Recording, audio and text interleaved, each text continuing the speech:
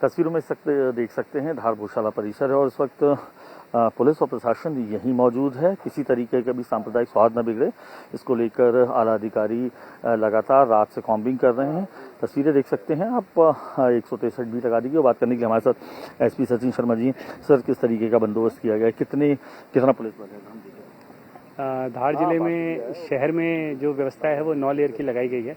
इसके साथ साथ विभिन्न जो तहसील हैं, ग्राम हैं, दीगर अनुभाग हैं, उस पर भी व्यवस्था लगाई गई है।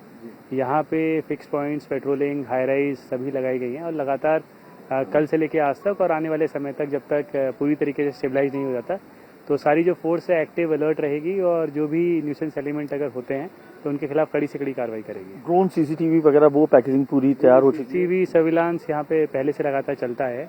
इसके अलावा लगभग 8 ड्रोन्स के माध्यम से एआई इनेबल जो क्राउड को देखते हैं, कहीं पे अगर भीड़ इकट्ठी हो रही है उसका वो आकलन करते हैं। उसके हिसाब से फिर हम लोग प्लान करेंगे और स्ट्रेटेजाइज करेंगे। तकरीबन कितना फोर्स होगा सर, अगर हम संख्या बल अगर देखें तो? जी, सिर्फ शहर में जो भोजशाला के आसपास है 1000 से ऊपर का बल है।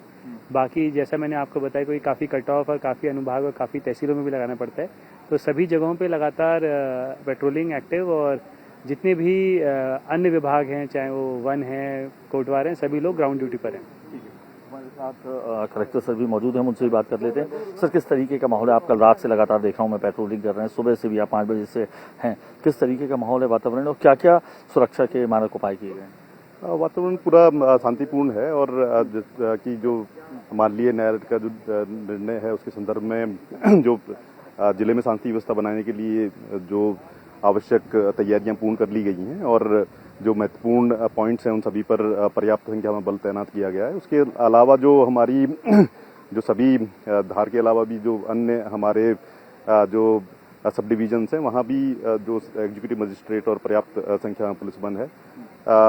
जिले में सभी जो यहाँ के नागरिकों से जो शांति व्यवस्था बनाए रखने में प्रशासन के सहयोग करने की अपील भी की गई है और ये भी सभी के माध्यम से, मीडिया के माध्यम से भी ये बताया गया है कि किसी प्रकार की जो भ्रामक जानकारी या पुष्ट खबरों पर ध्यान ना दें और जो भी माननीय न्यायालय का जो निर्णय आएगा उसको जो है उसके अनुरूप है आगामी व्यवस्थाएं की जाएंगी। इसकी धारा 163 भी लगा दी गई। सोशल मीडिया पर भी पूरी नजर है, चाक चौबंद एक तरीके से प्रशासन। बिल्कुल, जो बीएनएस की जो धारा 163 के अनुरूप जो है पूरे जिले में जो आवश्यक निर्देश जारी किए गए हैं और उसको इम्प्लीमेंटेशन के लिए पूरी जो एग्जीक्यूटिव मजिस्ट्रेट और पुलिस बल तैनात है और विशेषकर चूंकि सोशल मीडिया इस बार प्रभावी होती है और उसके अनुरूप जो है उसकी सोशल मीडिया की भी निगरानी विभिन्न माध्यमों से रखी जा रही है, जिससे कि किसी प्रकार की